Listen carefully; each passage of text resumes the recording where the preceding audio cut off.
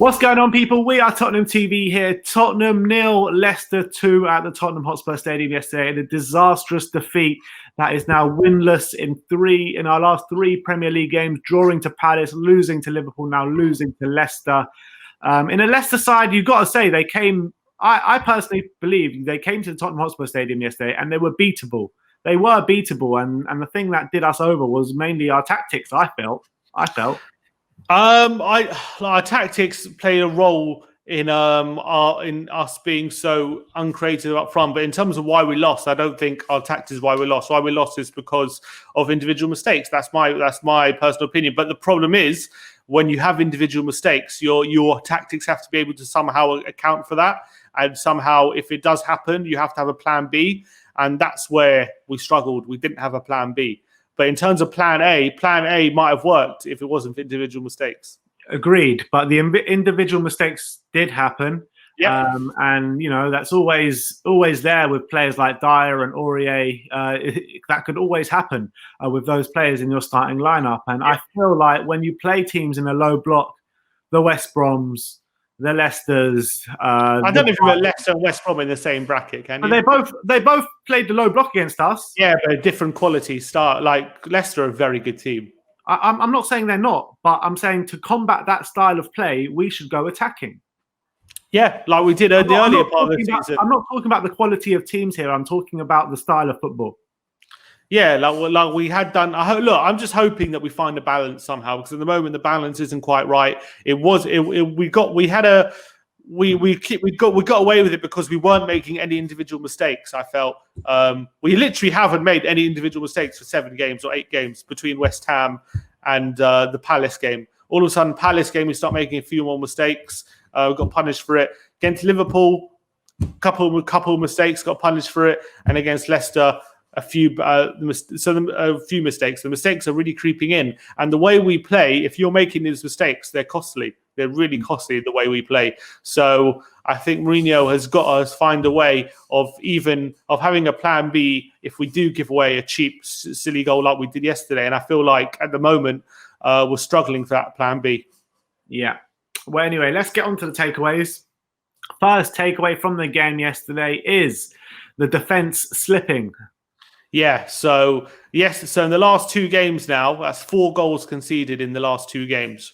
In the 7 games before that, after West Ham, we only conceded 2. So we just conceded 2 in 7, and that's including games against Chelsea, City, Arsenal. Not maybe Arsenal, but some good teams in there. But all of a sudden, we come up against the teams right at the top, and that's 4 goals conceded in the last 2. However, if you drill in even deeper into those goals, you can see of the 4 goals conceded, Salah was a lucky deflection, Aurier was a moment of madness, and then the Toby was an own goal, and obviously the other one was a header from a Firmino corner. So these are all things that can be fixed. These are all things that can be fixed or prevented at some point. And so these aren't goals where we've been carved open and you say, oh, it's great play from the opposition. None of them really. It's all our own doing, or a bit unlucky, like the Salah goal. So there's a bit of hope there that hopefully in the future games we can turn it around. But the fact of the matter is we have now conceded 4 goals in the last 2 games, and maybe you could argue teams have learned how to play against us, or we're just getting a bit more unlucky than we were in the previous 7. Yeah, but it's also, like you keep saying, it's that individual mistakes creeping in to the defence again. The mistakes of Serge Aurier coming back, Eric Dyer as well, not having the greatest game. So that's the difference between how we play and how Liverpool and, say, Man City play, because if we make a defensive mistake, it's a lot more costly than if they do, because they're creative teams and they're attacking teams and they play in the opposition half. They know if they make a mistake at the going the other way, they're always likely to get a goal themselves anyway, because they create a lot of chances. But for us, if we make a mistake, especially to go 1-0 down, that is very, very costly, because we don't create a lot of chances. So that's why it's a bigger impact on us than it is for other teams. All right, let's get into the second takeaway from the game yesterday, and that is the chances are drying up. Yeah, we've all said it ever since the West Ham game. We've been a lot better defensively, but in terms of going forward, we haven't been as good. And it's quite clear to see that by the stats. If you look at the expected goals, first 5 games of the season, we had 11.37 expected goals. We were scoring goals for fun, creating chances. You could see that on the pitch, and the XG reflects that. But in the next 9 games, we've only had 9.9. So we had more in the first 5 than the next 9. And that really shows that how amount of chances we're creating and where the team's at the moment. And I really feel like the balance needs to be addressed again by Mourinho, because I think although we've shored up the defence, you've seen yesterday when we make those mistakes, we're struggling to create chances. So we need to be able to combat that. And that's by being more creative and being more attackive again.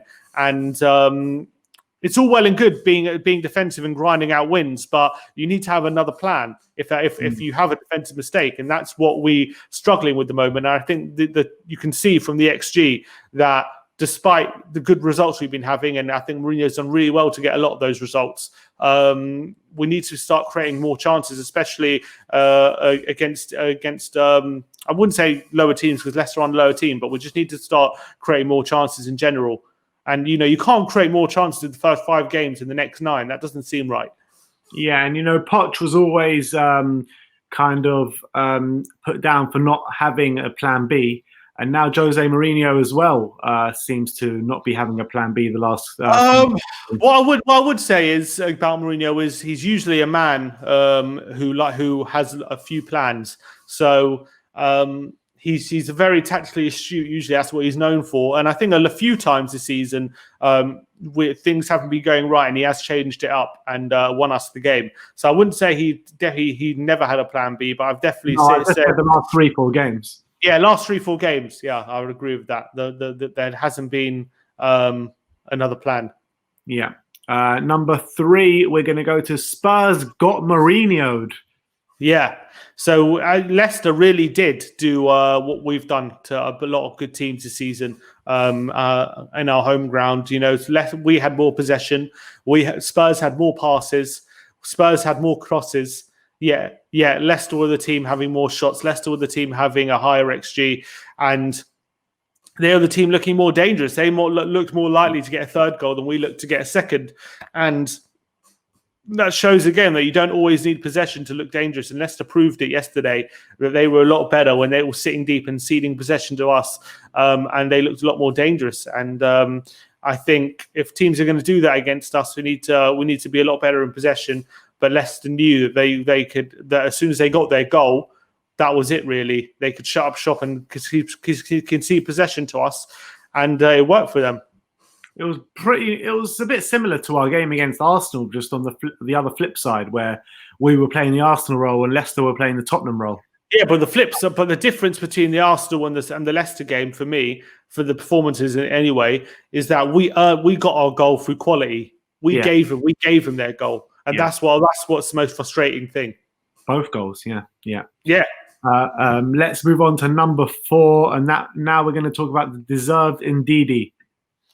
Yeah, he was class. He was absolutely class throughout the whole pitch. We couldn't get away from him. We just couldn't get away from him the whole time he was on the whole top quality. Absolutely, and he's been playing centre back a lot of this season because of injuries. But I think this might have been his first game for a while. Most of the season, he was injured for a while, but he came back a few weeks ago. And he was playing centre-back, and now he's back in his preferred centre-mid position. And he's shown for a couple of seasons now, he's one of the top DMs in the league. And he was absolutely world-class yesterday, completely dominated Ndombele, who had the least touches on the pitch in that first half. He had more tackles than anyone except for Lo Celso. He had more recoveries, he had 6 recoveries more than the nearest player, which was Dyer, throughout the whole game. He had more interceptions as well than anyone else. He was completely dominant in that centre mid. And when you have players like Højbjerg and Sissoko up against him, trying to feed passes in between the lines, unless you're super, super, super accurate, which these players are not the most, then Ndidi just going to gobble it up. And that's why he was a big reason why we struggled so badly yesterday. Quality play, it really is. Let's move on to the last takeaway. The fifth takeaway from the 2-0 loss to Leicester yesterday is the Harry Kane burden. Yeah, so Harry Kane yesterday, I felt personally when I was watching the game that he was the one when you got passes into him, and when and he was able to hold off defenders. He was able to turn and get good passes in good positions, and he was let down, I felt, a lot by his teammates yesterday in terms of their quality in possession. I felt like he was the only one trying to really make something happen. He had the most shots and also shots on target for Spurs, and second in the whole game. He had the most dribbles in the whole game. He had the most final third passes in the whole game. He just needs more support, and I felt like he was trying a lot on by himself. But he can't do everything by himself, and he needs more support from the players around him. And if for me personally, I felt like if other players around him were more on his level, we might have been able to get a goal yesterday. But unfortunately, I felt like he was let down a bit. What those stats tells me is that Carlos Vinicius should have come on yesterday. Correct.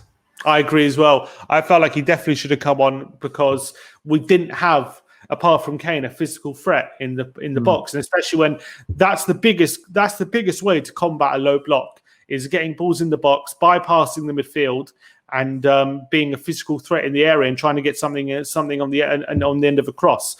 And I felt like Carlos Vinicius definitely should have come on at some point. The fact that we didn't, and we just had Kane up there, meant that maybe we should have put Bale potentially in a central position, maybe him behind Kane or up front with Kane, and put the other two on the wing because he's a bit more of a physical threat. But we kept Bale out wide, had Lucas out wide, and it didn't quite work for me. I think I think we should have gone Son on the left, Lucas on the right, with Kane and Bale through the centre. But it didn't go. Just what we did was we had Lucas on the left, Bale on the right, Kane and Son in the centre, and we didn't have enough threat when crosses in the box. So I thought Kane in and around the penalty area was actually on the cusp of making something happen, but I felt like his teammates weren't with him. Yeah. All right. Well, that's it. That is our 5 takeaways from the 2-0 loss to Leicester yesterday at the Tottenham Hotspur Stadium. The 5 takeaways we spoke about was the defence slipping, the chances drying up, Spurs getting Mourinho, the deserved Wilfred Ndidi, and the Harry Kane burden. Let me know if you've got any other takeaways from the game yesterday. Like, subscribe, and comment. And as always, come on, you Spurs.